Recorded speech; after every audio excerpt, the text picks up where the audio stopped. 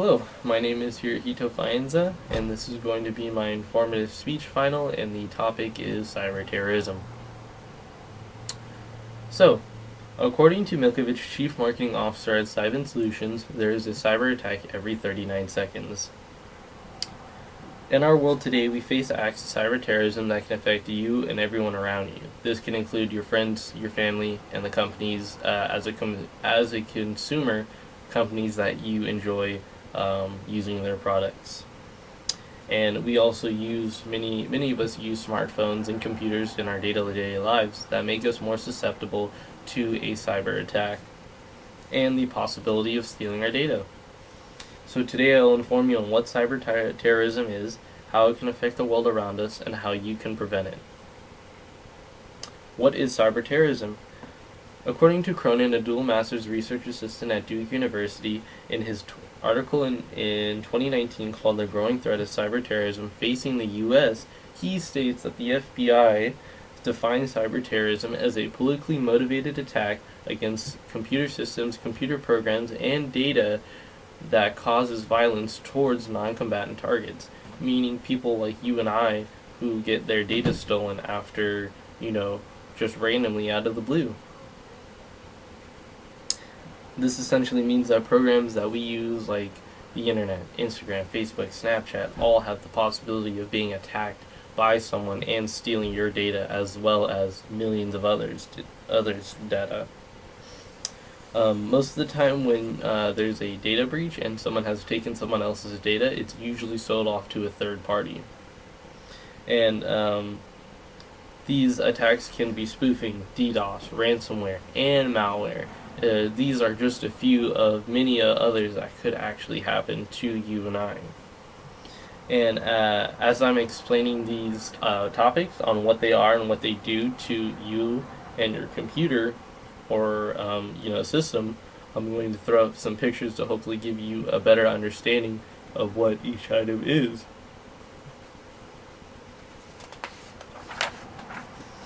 Spoofing is the act of hiding yourself or your identity when you are emailing someone and attempting to get them to release sensitive information, meaning that you can pose as someone from someone's bank, and you could be saying, hey, I'm so-and-so from Navy Federal, and I just need your card info, the digits on the back, and your expiration date to, put some money in there that you've earned.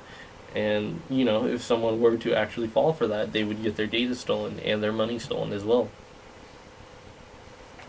DDoS is short for Distributed Denial of Service, which is the attempt to flood an online service or website with so many requests from people trying to get in, or bots that are trying to get into the website that end up actually crashing the website. Because every time you go into a website, you are requesting the permission to go inside. And so when so many people or bots are trying to go inside a website, it'll crash it because there's too many coming in all at once. Ransomware consists of the hacker holding sensitive information until they are paid, and they will they will threaten to publish said information if they are not paid. And finally in our list, malware is the process of filling your computers with programs that either crash or slow your system.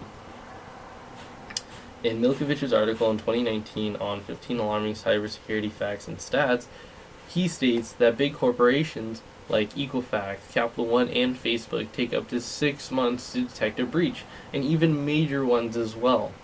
Meaning, someone can breach, take, and sell your data within 6 months, and nobody would notice. So now we'll see how now that we've gone a little bit into what certain attacks are and how it can affect people, we're going to go into see how it affects companies as well. In the U.S., there's been many security breaches to corporations that have costed them millions and the data of billions.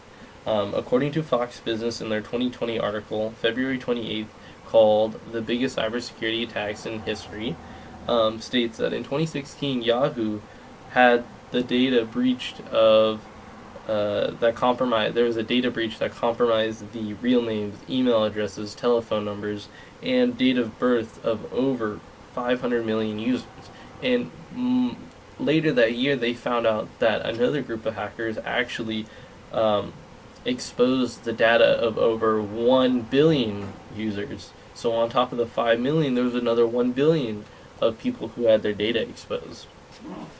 Also, from Fox Business on November 30th, 2018, Marriott Starwood hotel brand found a possible security breach that could have exposed the data of over 500 million guests.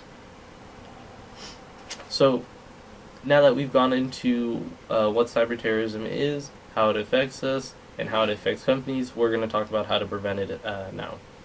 Milkovich, the chief marketing officer at Cybin Solutions, says in their 2019 article on 15 alarming cybersecurity facts and stats that 95% of people, or 95% of cybersecurity breaches are due to human error.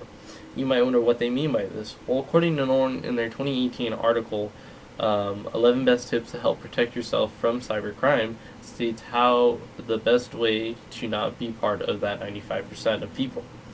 Use a full-service internet security suite, a system that reports and monitors your computer's health and data at all times. Keep your software updated at all times. Keeping software updated can close loopholes for people to get through. And also, finally, strengthening your home by using VPNs to help prevent hackers from grabbing your info from midway to its destination. And even if they do grab it, it's going to be an encrypted pile of data that they can't breach. So today we went over what cyberterrorism is, how it affects companies, and how to help prevent becoming a victim of cyberterrorism. And in the world of technology today and the advancements made to help make our lives easier, it also puts us at risk to lose our data. So please, protect your data.